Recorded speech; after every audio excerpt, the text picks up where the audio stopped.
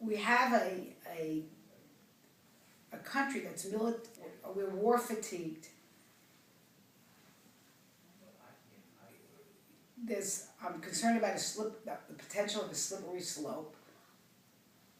The president, everyone can not say no boots on the ground or whatever, but you don't know what one thing can lead to another.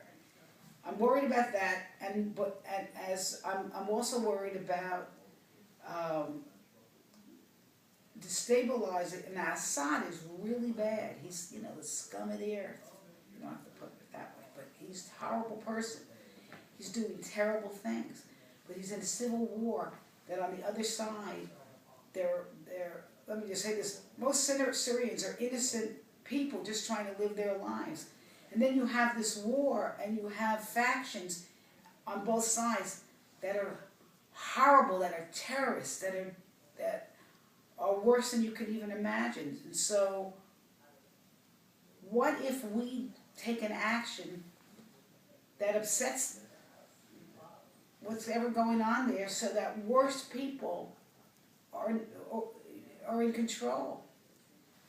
So it's a very anxious producing situation to think that I could authorize something that could create a crisis, a war of a catastrophe. I'm not as worried, from everybody I've talked to, I'm not as worried about a retaliatory strike or anything like that. I know I've heard a lot of people worried about that.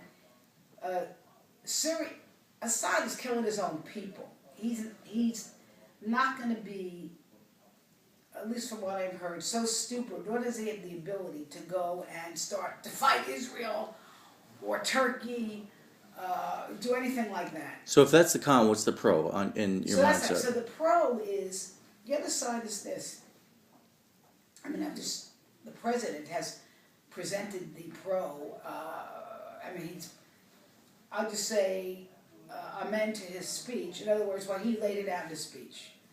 I don't have to go again through it, but if you want, I will. He said, you have this huge stash of chemical weapons in this country.